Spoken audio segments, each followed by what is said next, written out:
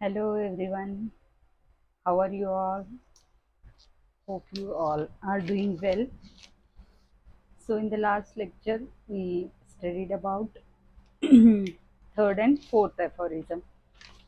So, वहाँ पे हमने सीखा कि knowledge of the physician knowledges जो वेरियस चीज़ों के बारे में फिजिशियन को क्या नॉलेज होना चाहिए, ठीक है। तो उसमें हमने पहले देखा था कि नॉलेज ऑफ डिसीज़ होना चाहिए, नॉलेज ऑफ मेडिसिन होना चाहिए, मेडिसिन के आगे जाके उसका potency, then doses, then repetition, ये कैसे करना है, इन सब चीज़ों का नॉलेज एक होम्योपैथिक फिजिशियन को होना ही चाहिए, तभी वो आइडियल क्योर तक पहुंच पाएंगे, ठीक है। तो और फोर्थ एफोरिज्म में हमने सीखा कि जैसे हमको डिसीज क्योर करना है, पेशेंट को रिस्टोर करना है डिजीज स्टेट से हेल्दी स्टेट में, लेकिन उसके आगे जाके अगेन प्रिजर्व करना है, हेल्थ को प्रिजर्व करना है, जिसकी वजह से कि पेशेंट बार बार बीमार ना पड़े। तो प्रिवेंटिव मेजर्स क्या क्या होने चाहिए और उसमें फिजिशियन का क्या रोल है, वो हमने फोर्थ एफोरिज्म में सीखा। तो आज हम सीखेंगे या थोड़ा सा जानकारी लेंगे एफोरिज्म नंबर 5 की, ठीक है। So this is the most important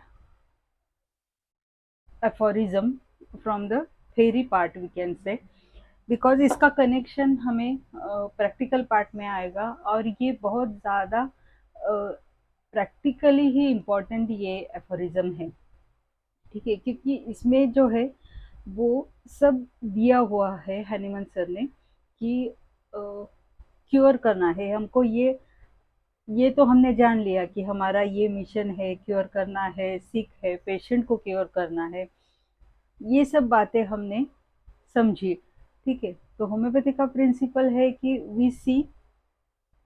we do not treat the disease, isn't it? We treat the patient, a person in disease, okay.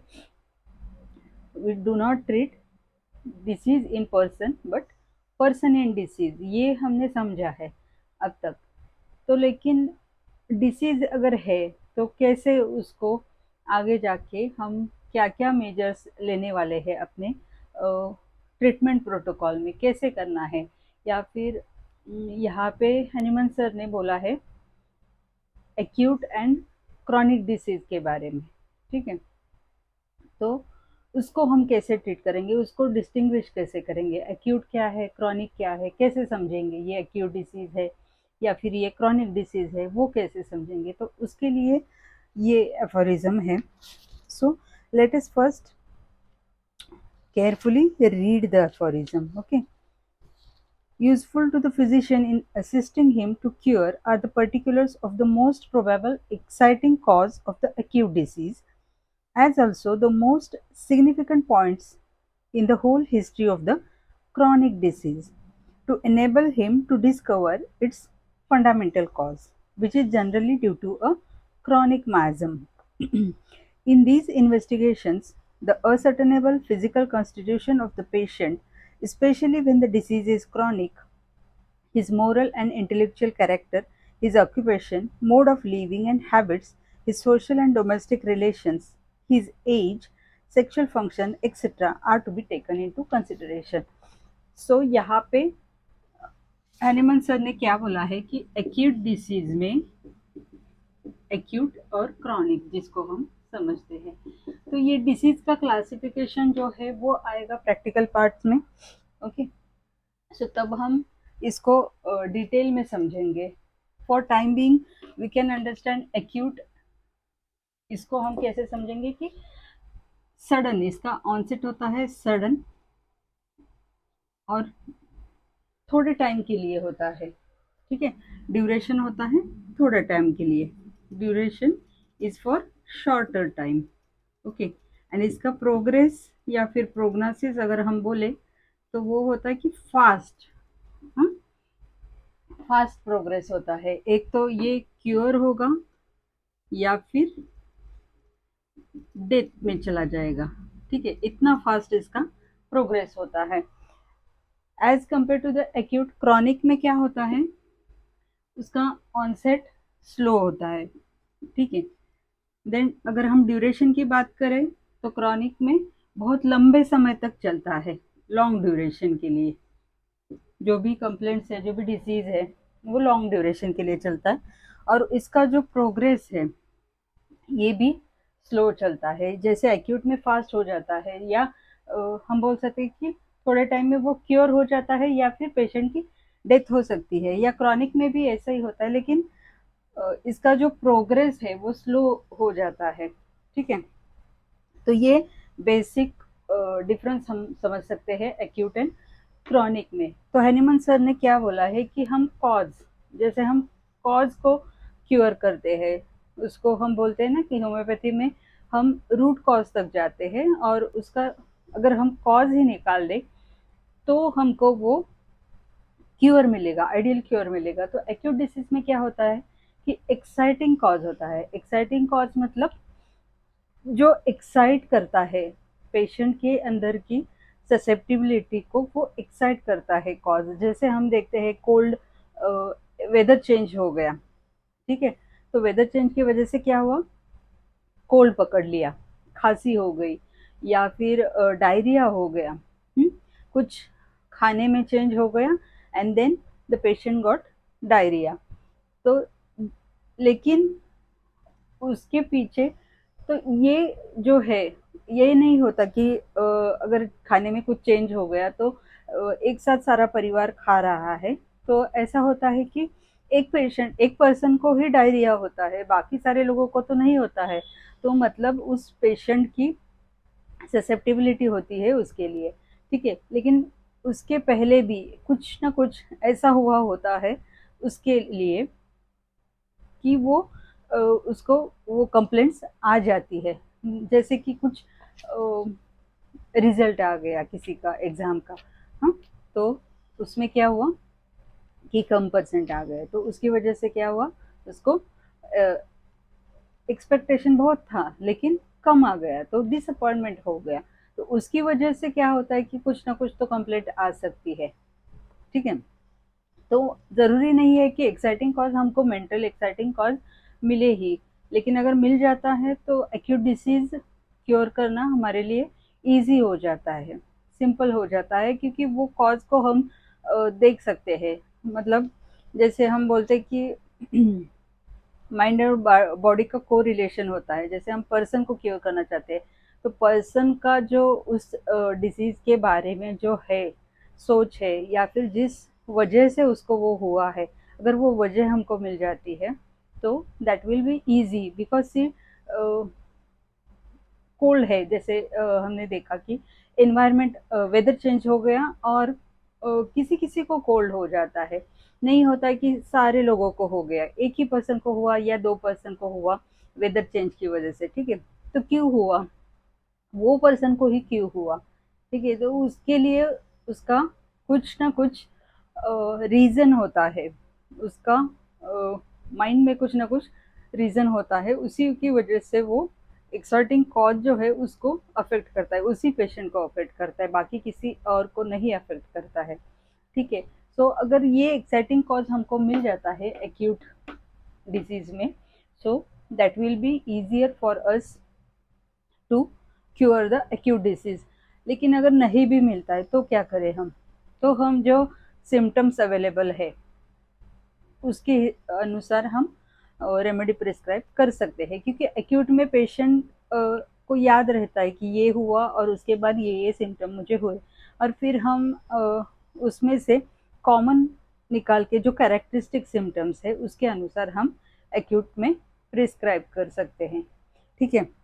लेकिन क्रॉनिक में क्या होता है कि क्रॉनिक डिसीज का जो कॉज है वो एक ही कॉज नहीं होता है, ठीक है।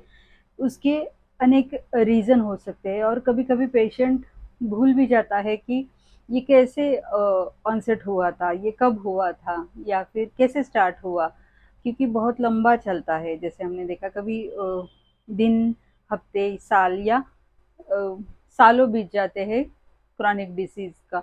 तो पेशेंट ही खुद नहीं जान सकता, खुद कभी-कभी हो सकता है कि वो भूल गया हो कि क्या कॉज था ये डिसीज होने का। तो हमको इसीलिए क्रॉनिक डिसीज जब हम क्योर करना चाहते हैं तो उसका हमें इन्वेस्टिगेशन करना है, ऐसे हैनीमन सर ने बोला है। तो क्या इन्वेस्टिगेशन करना है क्रॉनिक डिसीज को, जैसे हम बोलते हैं कि उसका फंडामेंटल कॉज हमको ढूंढना है। तो फंडामेंटल कॉज क्या है क्रॉनिक डिसीज का, तो क्रॉनिक मायजम है। तो मायजम को समझना है। मायजम इज अ बिग कंसेप्ट, वो हम बाद में जब प्रैक्टिकल पार्ट आएगा तभी हम मायजम के बारे में बताएंगे।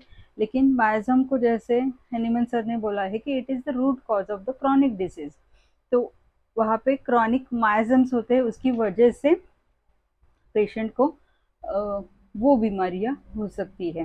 ठीक है, तो वो क्या है, वो क्रॉनिक मायजम क्या है, वो हमको समझना होता है क्रॉनिक डिसीज में। ठीक है, तो इसमें जब हम इन्वेस्टिगेशन करते हैं, मतलब क्या करते हैं इन्वेस्टिगेशन करना क्रॉनिक डिसीज में, मतलब क्या करना है हमको, क्या जानना है, क्या समझना है पेशेंट के बारे में। ठीक है, तो उसमें सर ने बताया है कि physical constitution of the patient, मतलब जैसे हम जानते हैं बराटा को हम जानते हैं कि बराटा का कॉन्स्टिट्यूशन जो है शॉर्ट एंड स्टाउट कॉन्स्टिट्यूशन है, उसका अर्ली बॉलनेस है, फिर फेस उसका जो है वो ओल्ड दिखता है। उसके एज के अनुसार, एज के हिसाब से वो थोड़ा सा ओल्ड दिखता है। ठीक है, ये हो गया। या फिर कैलकेरिया में ले लो, फैट फ्लैबी, ये कैलकेरिया का कॉन्स्टिट्यूशन है। तो ये कब हम इसमें कंसिडर करें, लेकिन ऐसा नहीं है कि हम खाली फिजिकल कॉन्स्टिट्यूशन को लेके ही प्रिस्क्राइब करेंगे। क्रॉनिक केस अगर हम कर रहे हैं तो हमको टोटलिटी के ऊपर सोचकर उसका एनालिसिस एंड इवेल्युएशन करके फिर हमको प्रिस्क्राइब करना है। तो एक ही चीज़ हम नहीं ले सकते कि फिजिकल कॉन्स्टिट्यूशन ऐसा ऐसा है तो हर किसी शॉर्ट पर्सन को हमने बराटा दे दिया, ऐसा नहीं होगा। लेकिन एक आइडिया आ जाती है कि ये हम थोड़ा सा शॉर्ट डाउन कर सकते हैं रेमेडीज को, कि ये जो पर्सन आया हुआ है वो इस कैटेगरी में आ सकता है, this group of remedies we can think of. ठीक है, तो ये हो गया कॉन्स्टिट्यूशन फर्स्ट चीज। फिर उसका मोरल एंड इंटेलेक्चुअल कैरेक्टर। ठीक है, मतलब उसका इंटेलेक्ट कितना है, उसका मोरल कैसे है उसके, ये जानकारी हम कैसे लेंगे।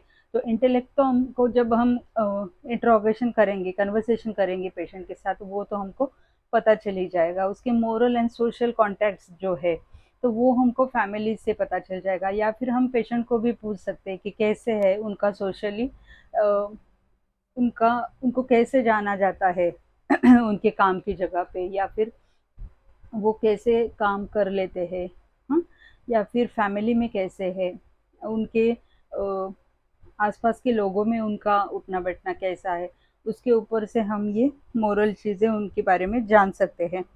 देन ऑक्यूपेशन, ऑक्यूपेशन भी हमारे लिए बहुत ज़्यादा इम्पोर्टेंट रहता है, क्योंकि कुछ जैसे हम देखते हैं कि कुछ जो डिसीजेस है या फिर जो कंप्लेंट्स है वो ऑक्यूपेशन की वजह से आते हैं। जैसे हम कॉमनली जनरली हम देखते हैं ना कि जो लोग बहुत ज़्यादा स्टैंडिंग जिनका ऑक्यूपेशन है उनको वेरिकोज वेंस होने की चांसेस ज़्यादा हो जाते हैं, बढ़ जाता है। ऐसा नहीं है कि जो टीचर है, जो कंडक्टर्स है, जो स्टैंडिंग है, जो ट्रैफिक पुलिस है, उन सबको वेरिकोज वेंस हो जाएगा, ऐसे नहीं है।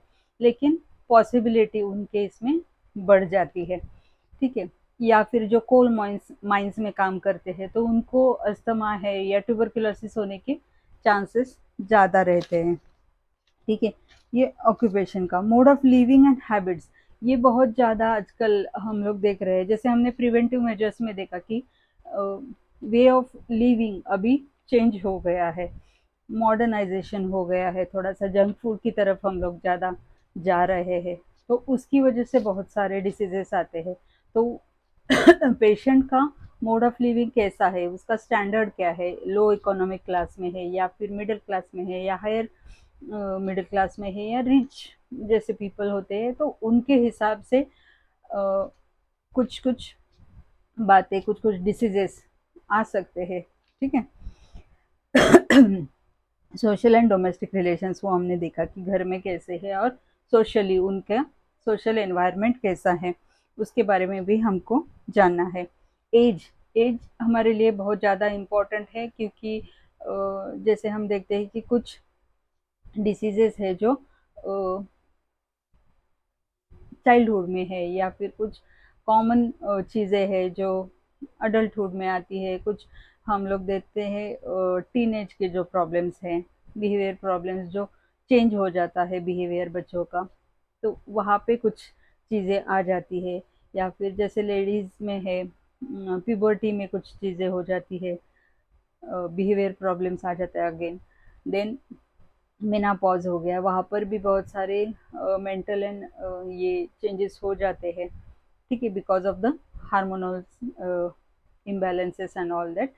तो ये चीज़ें अगर हम एज पेशेंट की जान लेते हैं, तो उसके अनुसार हम ये डिसाइड कर सकते हैं कि हमको ये एज में कौन सा क्या एक्सपेक्ट हम कर सकते हैं, ठीक है, और उसका कॉज हम इजीली जान सकते हैं। देन सेक्सुअल फंक्शन, अभी सेक्सुअलिटी को लेके भी बहुत ज़्यादा मॉडर्नाइजेशन हमारे यहाँ पे हो रहा है, क्योंकि we are openly talking about sex and all that, but it is not about only talking, but because of the freedom, okay, and the liberty the people are getting, they might get more chances of getting sexually transmitted diseases nowadays, okay. So that's also we have to take into consideration when we are investigating the chronic diseases. So अगर ये सारी चीज़ें हम consider करके हमको क्या करना है, टोटलिटी लेनी है पेशेंट की। ऐसा नहीं है कि हमको एक ही इसमें का कुछ मिल जाए और एक ही इस पे हम एक ही कैरेक्टरिस्टिक सिम्टम पे हम प्रिस्क्राइब करें, ऐसा नहीं होता है। क्रॉनिक केस में हमको पूरा इन्वेस्टिगेशन करना पड़ता है, पूरी हिस्ट्री लेनी पड़ती है, उसके बाद हमको टोटलिटी कंसिडर करके फिर प्रिस्क्राइब करना होता है। So this is the most important aphorism, as I said. It is most practical aphorism, though it is written in the theory part or the theoretical part of the organon of medicine in 6th edition. Okay, so thank you, and मिलते हैं next lecture में। Next aphorism हम सीखेंगे। तब तक keep learning.